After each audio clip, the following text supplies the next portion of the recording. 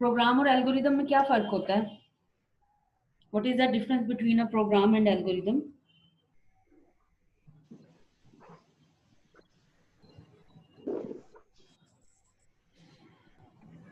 IT first semester मैं आप लोगों से पूछ रही हूँ बेटा,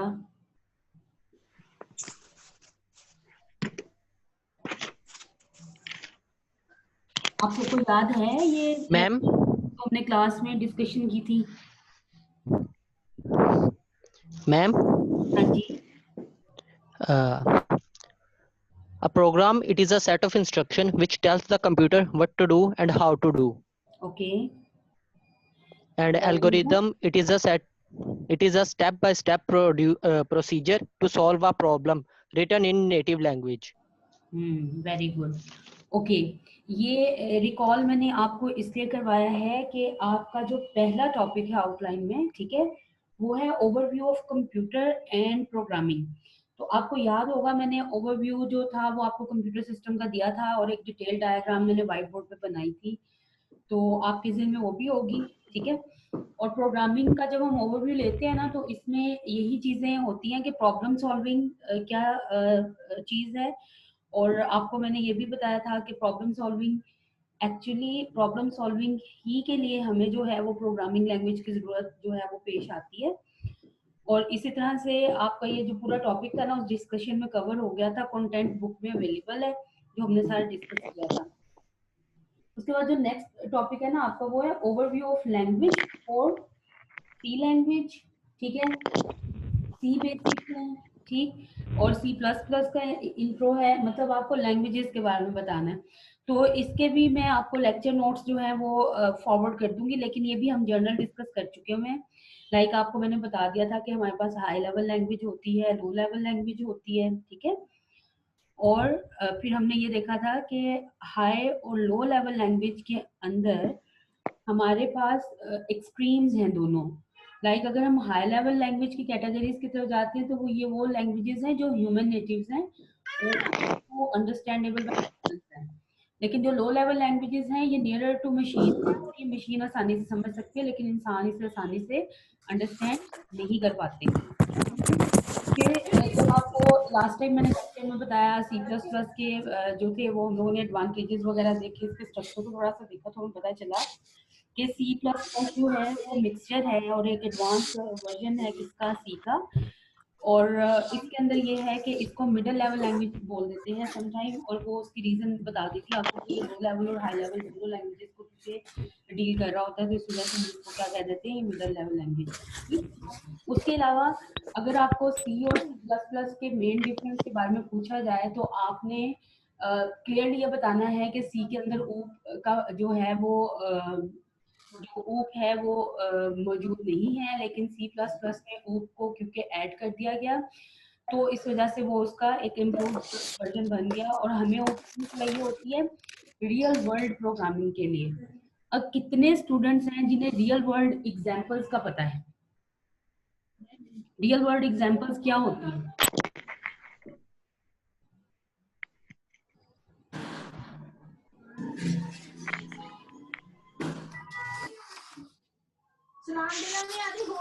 आइडिया बेटा, ये दुनिया जिसमें आप रह रहे हैं, सांस ले रहे हैं, चल फिर रहे हैं ना, इसकी जितनी भी एग्जांपल्स हैं वो रियल वर्ल्ड एग्जांपल्स हैं। और हमारे पास जो प्रॉब्लम्स आते हैं वो इसी दुनिया में से आते हैं, ठीक है, और हमने इन्हीं को रिजॉल्व करना होता है। तो इन प्रॉब्लम्स को रिजॉल्व करने के लिए जब प्रोग्रामिंग किया जाता है तो हम कहते हैं हम रियल वर्ल्ड प्रोग्रामिंग कर रहे हैं।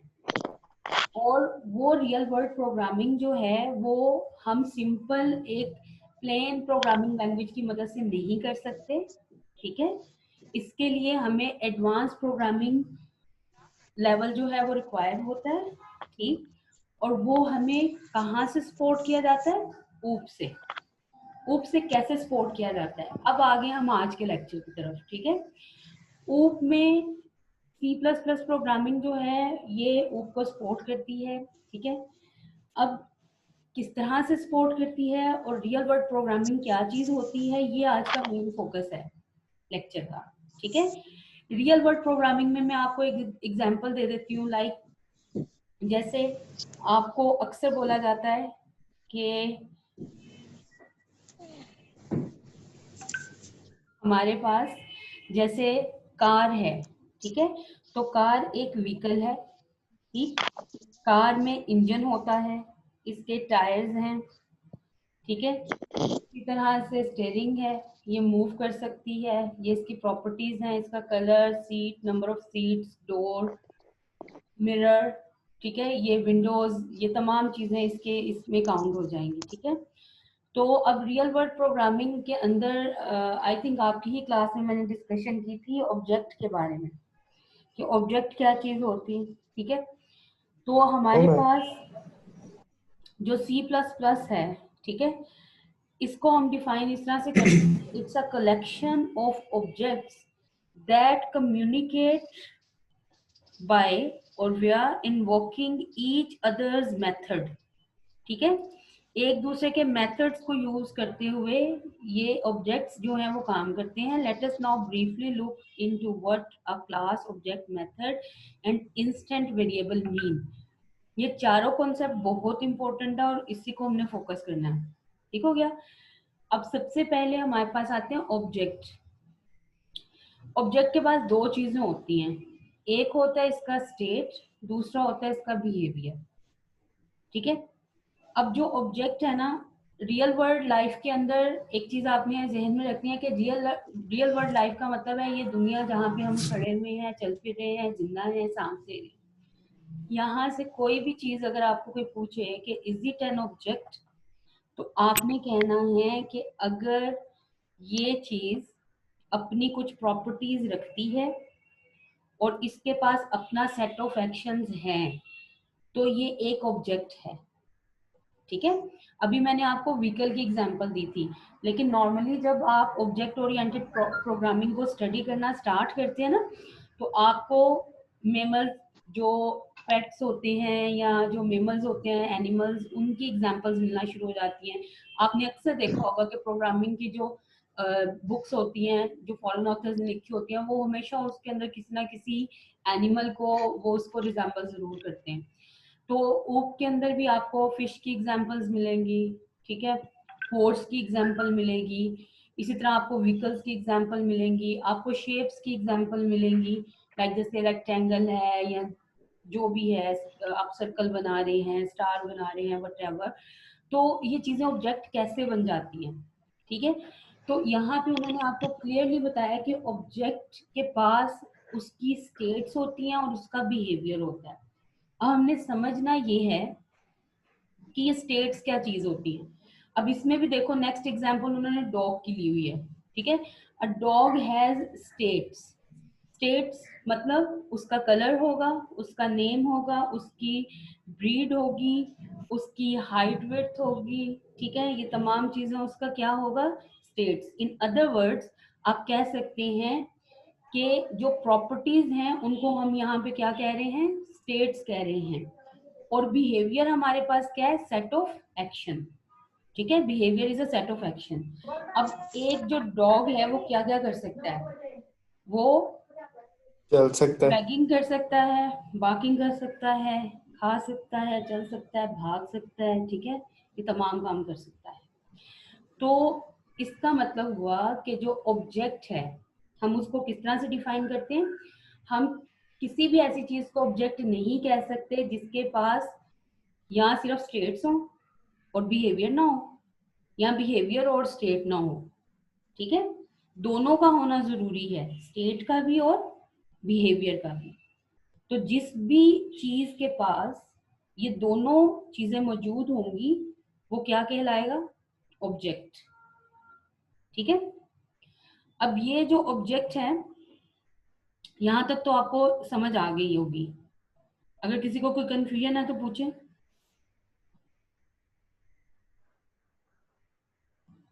मैम ये C++ में कहाँ इस्तेमाल होती है?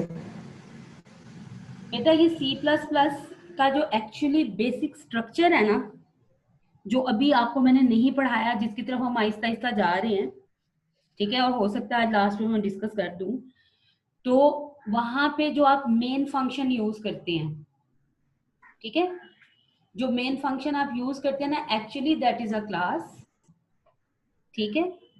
तो इसका मतलब ये हुआ कि जो जब सी को लिखा गया है, C++ को लिखा गया है, तो वो लिखा ही क्लास और ऑब्जेक्ट बिहेवियर के अंदर गया है, ठीक है।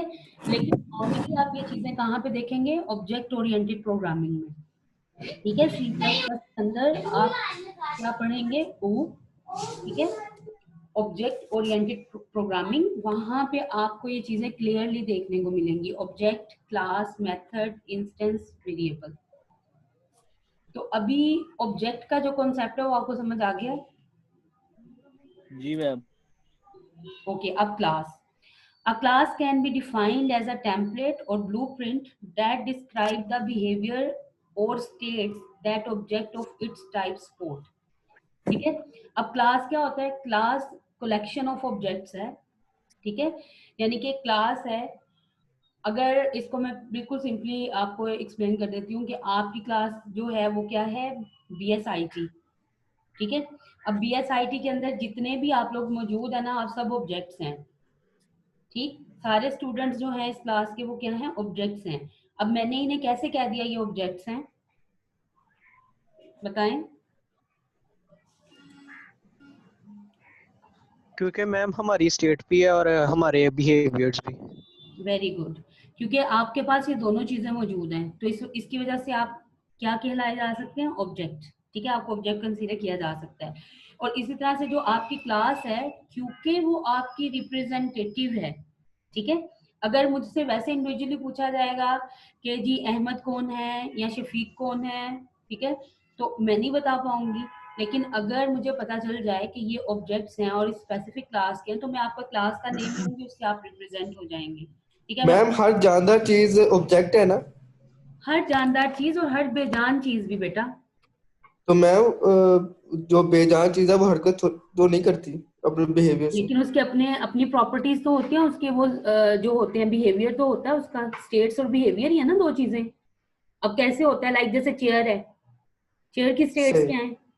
चेयर की भी 4 लेग्स हैं, आम होता है, बाजू का 2 होते सही। हैं, बाजू का 1 होता है, ठीक है। मैम बैठ, इसके लिए इसलिए जरूरी नहीं है कि चीज खुद हरकत करे।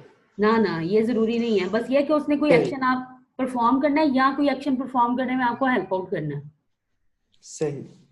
ठीक है। अब देखो ना, गाड़ी है, गाड़ी खुद ब खुद तो हरकत नहीं करती ना, जी मैम। हमें उसको चलाना पड़ता है, जी ठीक है। लेकिन जब हम उसको स्टार्ट कर देते हैं, फिर उसके बाद क्या होता है? फिर उसके बाद वो डिफरेंट स्टेट, वो जो होती है डिफरेंट बिहेवियर्स अडॉप्ट कर सकती है, शुक्रिया मैम। हो गया। तो इस तरह से हर जो आपके पास जानदार और बेजान चीज है ना, उसको आप ऑब्जेक्ट कंसीडर कर सकते हैं। और ऐसा टेम्पलेट जो इन तमाम चीजों को जो है वो रिप्रेजेंट करे, वो क्या कहलाता है? क्लास, ठीक हो गया। उसके बाद व्हाट इज मेथड? मेथड जो है ये आपके पास एक बिहेवियर है, ठीक है। अ class can contain many methods. अब आपको मैंने कहा कि आप सबके सब स्टूडेंट्स जो हैं वो क्या हैं? ऑब्जेक्ट हैं। किस क्लास के हैं? BSIT फर्स्ट सेमेस्टर के हैं, ठीक है। अब मेथड से क्या मुराद है? BSIT फर्स्ट सेमेस्टर के जो क्लास है उसमें जो ऑब्जेक्ट्स हैं उसके बहुत से मेथड हो सकते हैं, ठीक है। क्या क्या हो सकते हैं? आप लिखते हैं, आप पढ़ते हैं, आप एग्जाम देते हैं, ठीक है। ये तमाम के तमाम आपके क्या हैं? ये तमाम आपके मेथड्स हैं, मेथड्स हैं। ठीक है। तो सिंपली आप कह सकते हैं कि method is a type of behaviour,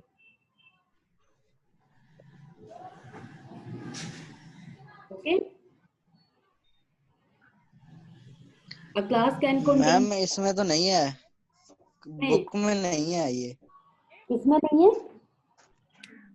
book में नहीं है मैम इसमें, बुक ये में जो ना पढ़ा आप रही हैं ये आप। चले जाओ, लास्ट पे आपको ऊप नजर आ रहा होगा, ऑब्जेक्ट ओरिएंटेड प्रोग्रामिंग। इंडेक्स पे मैम जाओ, जो पेज पहले नंबर, कंटेंट होता है ना, कंटेंट। कोई शॉर्टकट मैम जो?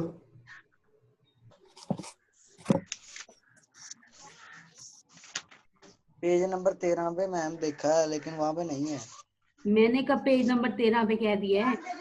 मैम कह रही है नहीं आखिर आप में तो, जो कॉन्टेक्ट्स होते हैं वहां पे देखें। अच्छा इतना अच्छा नहीं ठीक बोला है मैंने, नहीं ठीक है गलत कोड करी जा रहे हो।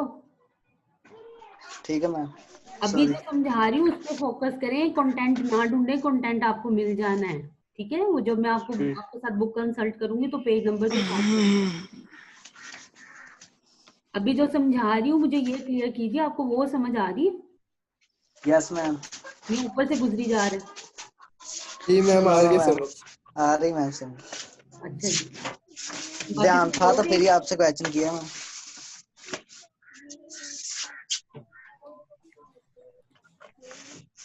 अच्छा जी, अब मेथड मैंने आपको बता दिया, method is a type of behaviour. अब इंस्टेंस वेरिएबल्स क्या होते हैं? Each object has its unique set of instance variables. An object state is created by the values assigned to these instance variables. ठीक है, यानी कि वो तमाम वेरिएबल्स जिनको आप डिफाइन करते हैं अपने ऑब्जेक्ट के लिए, ठीक है, और इनकी वैल्यूज यूनिक होती हैं, यानी कि इनकी वैल्यूज चेंज नहीं होती। जैसे अगर एक डॉग है, ठीक है, तो उसके लिए इंस्टेंस वेरिएबल, अगर हम लोग उसकी स्टेट कोई शो करना चाहते हैं वेरिएबल से, तो लाइक जैसे बार्किंग है, ठीक है, तो ये अब चेंज नहीं हो सकती, ये है तो है, ठीक। तो ये आपके क्या है? इंस्टेंस वेरिएबल्स हैं, जो किसी भी ऑब्जेक्ट का यूनिक वैल्यू होती है, ठीक है, और वो उसकी यूनिक वैल्यू किस लिहाज से होती है? उसकी स्टेट के लिहाज से होती है, ठीक है। तो इस तरह के वेरिएबल्स हमारे क्या कहलाते हैं? Instance variables. तो ये चार कॉन्सेप्ट बहुत इंपॉर्टेंट थे, ठीक है, आपको ये क्लियर होने चाहिए शुरू में। अब आते हैं प्रोग्राम के स्ट्रक्चर की तरफ, ठीक है। अब यहाँ पे मैं आपको बताऊंगी कि किस तरह से ऊप जो है वो बाय डिफॉल्ट C++ का जो आपको आपके पास सिंटैक्स आता है, मैम सिंटैक्स आता है, ठीक है, मैम यहाँ से वो, हाँ जी, मैम वो इंस्टेंस वेरिएबल दोबारा से एक बार बता दीजिएगा। ओके बेटा मैं बताती हूँ।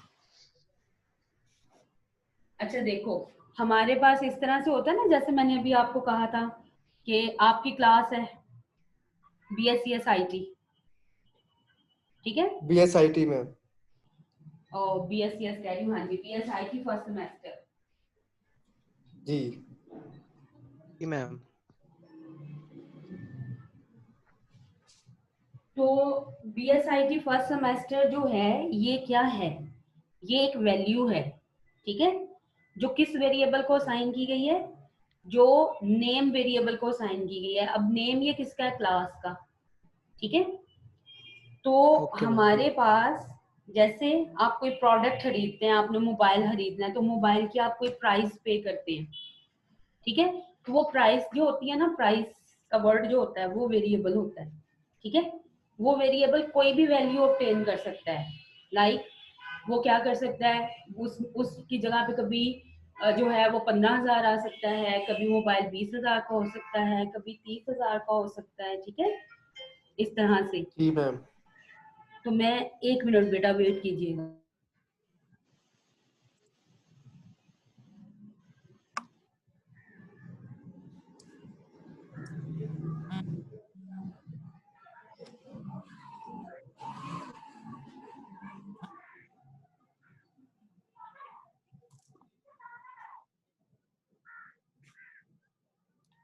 भाई यार, बाकियों को भी बता दो, अभी 26 स्टूडेंट्स आए हैं इधर।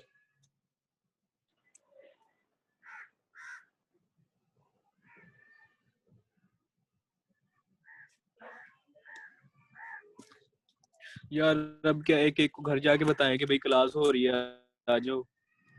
भैया जब कुछ मैम लिंक लड़के, है सबको, भाई यार, सबको आना चाहिए। मैम लिंक भेजा यार हुआ है, वो देख रहे यार हैं। कुछ मेरी बात सुने भैया, कुछ लड़के हैं जो गांव वाले हैं, उनसे यार प्लीज राब्ता करें, उनको बताएं कैसे आना है। वो जो हाफिज उस्मान है उसको तो मैंने बता दिया है, ये कुछ लड़के हो रहे हैं, उनको प्लीज ढूंढे, उनको बताएं कि कैसे आना है क्लास में। यार व्हाट्सएप पर आपने लिंक नहीं सेंड किया था। भाई मैंने लिंक सेंड किया है, उनको समझ नहीं आ रही, वो जीमेल आईडी भी लगा रहे हैं, पता नहीं क्या प्रॉब्लम बन रही है। यार उनका वो ग्रुप में है व्हाट्सएप में। यार भाई हाँ, अब नहीं, वो जो 2-3 लड़के सबको हैं मैंने वो मुझे। कहा हुआ है कि भाई गूगल यार क्लासरूम ज्वाइन करो, सबको मैंने पासवर्ड वगैरह भी send किया है, सबको यार बात send सुनिए किया। यार, सबके पास वो नोटिफिकेशन आ जाता है ईमेल पे कि किसी ने सेंड किया। बात सुनना, तो एक वीडियो बना ज्वाइन क्लास के कैसे होती है, हमाद वो बना हमाद के सेंड कर दो ग्रुप में, हमाद पता चल जाएगा। हमारी ये जो इंस्टेंस वेरिएबल है, इसका यही मतलब बनाना फिर जो उस वक्त उस चीज को हमने कोई वैल्यू असाइन कर दी। बोलो। हेलो। यार इसका मतलब है जैसे कोई वैल्यू किसी चीज को असाइन कर देते हैं ना, हाँ, वो है, वो कर होता है। रहा हूँ यार, सब्र कर। वेट कर लो, भी मैम आते कि मैम से पूछ लेना फिर। मैम ने कहा बार बार यही पूछी जाना है। मुझे लग गई है समझ है।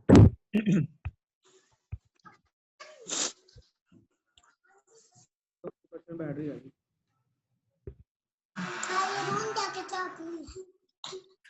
यार वहाँ से लिंक कॉपी नहीं होता, फिर ज्वाइन हो जाती है मेरी क्लास, तो मैं कैसे छोड़ के जाऊँ बताओ।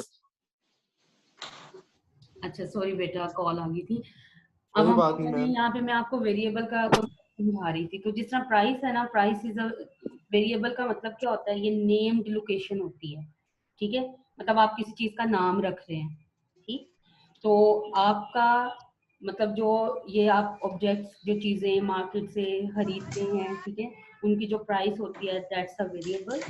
ठीक, और उसके आगे जो वैल्यूज को साइन की जाती है, ठीक है, वो प्रोडक्ट टू प्रोडक्ट वेरी कर जाती है, लेकिन अगर वो क्लास सेम ही है, लाइक क्लास मोबाइल की ही है, लेकिन उसमें ऑब्जेक्ट्स जो हैं वो चेंज होते रहते हैं, कंपनीज चेंज होती रहती है, ठीक है, कंपनीज की नेम भी वेरिएबल है, प्राइस भी वेरिएबल है।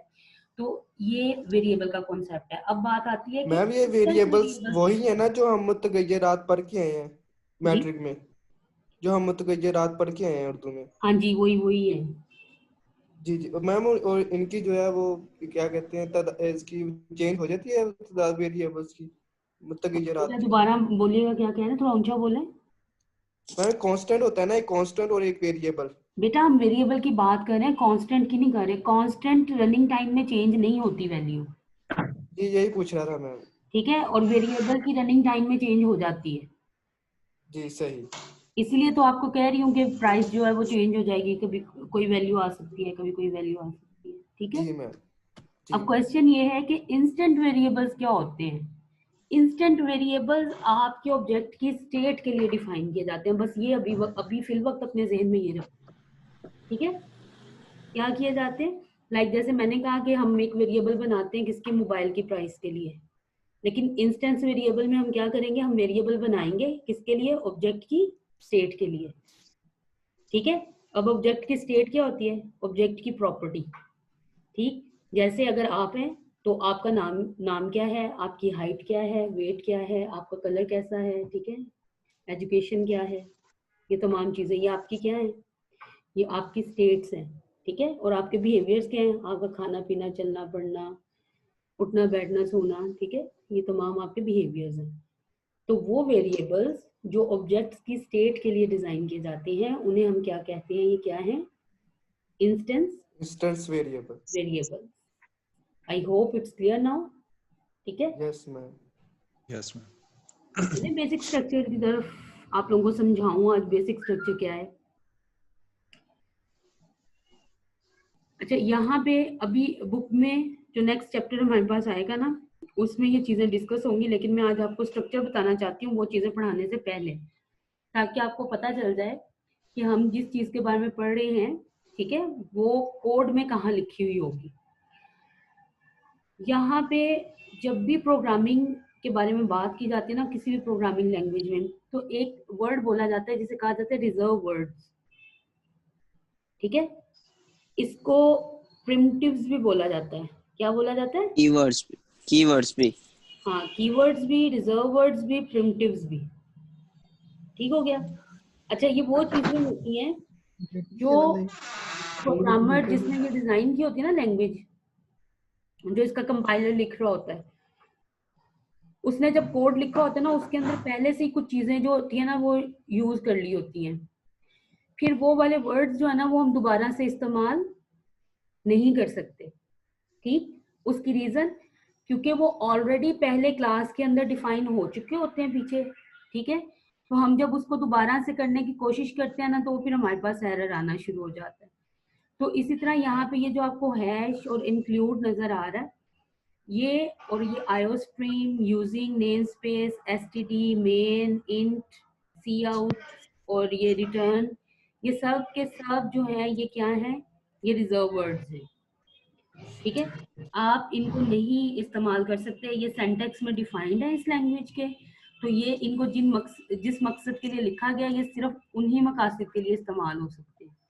ठीक हो गया? मैम यानी कहीं और इनको इस्तेमाल नहीं कर सकते हम? नहीं, आप नहीं कर सकते, अगर आप करेंगे तो एरर आएगा। ठीक है? ठीक ठीक है मैम। ओके, अब इसका ना 3 हिस्से होते हैं हमारे पास इस पोर्शन के, मतलब इसके कोड के जो सिंटैक्स होता है। पहले वाले पोर्शन में हमने सारी हेडर फाइल्स लगानी होती हैं जो हैश सिंबल के साथ लगती हैं और इंक्लूड का रिजर्व वर्ड इस्तेमाल होता है। ठीक है? वीडियो बनाएंगे फोन पे हमारे वजीर फकीर के मियां वो दिन गए और ये वीडियो ऑडियो वगैरह आयो स्ट्रीम जो है, ठीक है, ये हेडर फाइल है। ठीक, ये मैं आपको बताऊंगी जब हम हेडर फाइल्स पढ़ेंगे तो हमारे पास बहुत सी हेडर फाइल्स होती हैं, ये इनपुट आउटपुट के लिए है। ठीक, उसके बाद यहाँ पे आपकी हेडर फाइल्स लगेंगी। उसके बाद ये मेन क्लास है आपकी। अब आवाज नहीं आ रही क्लियर आप कंपाइलर को कि यहाँ से एक्चुअली कोड स्टार्ट हो रहा है। वो थोड़ी कर लेंगे। तो ये इस तरह से इन्होंने लिख दी यहाँ पे इंट मेन और उसके बाद कर्ली ब्रेसेस आनी है। कर्ली ब्रेसेस जो होती है ना ये पेयर ऑपरेटर होता है। पेयर ऑपरेटर का मतलब आपके पास स्टार्टिंग में भी लगेगी और एंड पे भी लगेगी। ठीक है, स्टार्ट और एंड दोनों पे लगेगी और बीच में कोड होगा। ठीक है, ये जो बीच वाला कोड है ना आपका, यहाँ पे नाउ यू आर फ्री, आप कुछ भी जो भी आपकी प्रॉब्लम है उसको सॉल्व कर वीडियो वायरल है हो गया। तो ये आपका बेसिक सिंटैक्स है, यानी कि सबसे पहले ऊपर वाला पोर्शन लाइब्रेरीज के लिए रिजर्व है, फिर आपने मेन क्लास को मेंशन करना है, मेन क्लास के मेंशन के बाद प्रोग्राम बॉडी है। ठीक, तो ये 3 हिस्से हैं, ये 3 हिस्से लाजमी फॉलो होने हैं, फिर आप कोई एक प्रॉपर कोड जो है उसको लिख सकते हैं। ठीक हो गया? मैम ब्रेसिस से ये कंप्लीट होता है प्रोसेस सारा इसका?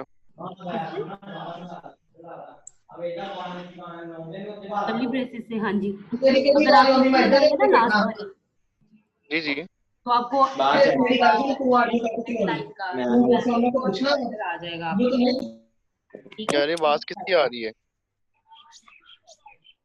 यानी मैम इसके बगैर एग्जीक्यूशन नहीं होगी हमारी? नहीं होगी। ठीक है, सिंटैक्स एरर आएगा। तो मैम इनको हम रिजर्व कह सकते हैं? किनको? ये कर्ली ब्रेसेस को? जी मैम। नहीं, ये रिजर्व या कीवर्ड्स नहीं है, ये वर्ड थोड़ा ही है कर्ली ब्रेसेस, ये तो सिंबल है। सही ये सिंटैक्स का पार्ट है। देखो अगर ये नहीं लिखोगे ना तो आपके पास कौन सा एरर आना है? सिंटैक्स एरर आना है। क्यों? क्योंकि आपने उसके दिए हुए सेट ऑफ रूल्स को फॉलो नहीं किया। यानी हम सिंटैक्स में कह सकते हैं इसको? हाँ, इसको ये सिंटैक्स का हिस्सा है। ठीक है ma'am. I think it's enough for today. Ma'am ये एसटीडी क्या होता है? ये ऊपर जो लिखा हुआ है एसटीडी बेटा आपके पास जो होता है ना, ये जो यूजिंग नेमस्पेस एसटीडी लिखा हुआ है, ठीक है, ये आपका स्टैंडर्ड इनपुट आउटपुट के लिए इस्तेमाल होता है। जैसे आयो स्ट्रीम का मैंने आपको बताया ना। Yes ma'am. वैसे ठीक, तो इसको हम कल के लेक्चर में इंशाल्लाह ये चीजें सारी की सारी जो है ना इसको हम डिटेल जो है वो डिस्कस करेंगे। और इसमें आप लोगों को बताया जाएगा कि किस तरह से जो है ना आप लोग हेडर फाइल्स को यूज करते हैं और ये एसटीडी वगैरह आपके पास क्या चीजें हैं। तो ये जो जितना भी हेडर फाइल्स लगती है ना ये एक्चुअली आपके कंपाइलर को सपोर्ट कर रही होती है। ठीक है, और उसको एक स्टैंडर्ड वर्जन दे रही होती है कि किस तरह से वो आपकी दी हुई इनपुट को जो है वो प्रोसेस करवाए और फिर उसको आउटपुट में कन्वर्ट करे। ठीक, और इसी के अंदर हमारे पास यहाँ पे ना जब आप लोग आते हो, ठीक है, तो यहाँ पे ये वाली लाइन तो आप हर दफा ही लिखोगे लेकिन ये वाली लाइन चेंज हो जाएंगी। ठीक, अब इसको समझने के लिए ना आपको पहले समझना पड़ना है कि नेम स्पेसेस क्या है। ठीक है, और ये किस तरह से काम करती हैं। ठीक है, और ये किस तरह से आपको कंपाइलर को जो है ना वो एक स्टैंडर्ड सेट ऑफ इंस्ट्रक्शन जो है वो फॉलो करने में हेल्प आउट करती है। तो इसको हम कल डिटेल डिस्कस करेंगे। ठीक, और फिर उसके बाद मैं आपको बताऊंगी कि आप एक प्रोग्राम जो है उसको अगर आपके पास कोई सा भी कंपाइलर मौजूद नहीं है तो उसको आप ऑनलाइन कैसे रन करें। Okay ma'am. आज के लिए बच्चे काफी मैम अच्छा आपने वो कहा था उस दिन के अपनी वो जीमेल आईडी चेंज करें और अपना रोल नंबर लिखें, वो तो नहीं अब करना? नहीं, उसका मैं मेथड आप लोगों को बताऊंगी, फिर उसके अकॉर्डिंगली कीजिएगा आप लोग। मैम वैसे ऐसे ठीक है। बाल का हो गया मैम। अच्छा जी, कुछ ने कर लिया, कुछ का रहता है। चलिए। मैम नहीं होता, मैम ये हमारा वैसे ही है चेंज ना, नहीं हो रहा। जैसे 12वीं में मैम नहीं हो रहा मैम, चेंज नहीं हो रहा। मैम यार चेंज का सेटिंग रहने में दे जा प्लीज, ऐसे ही ठीक है। अच्छा चलो देखते हैं। ऐसे तो आप लोग जी बोल मैम, हो जाता है भाई लोग, हो जाता है। यार सेटिंग में जाके कर लो। मैम रिकॉर्डिंग हटा दें, आप यही बात में आ जाए। यार इनको कहना करना नहीं आता, हो जाता है वैसे तो। है सुझाव लो पूछो।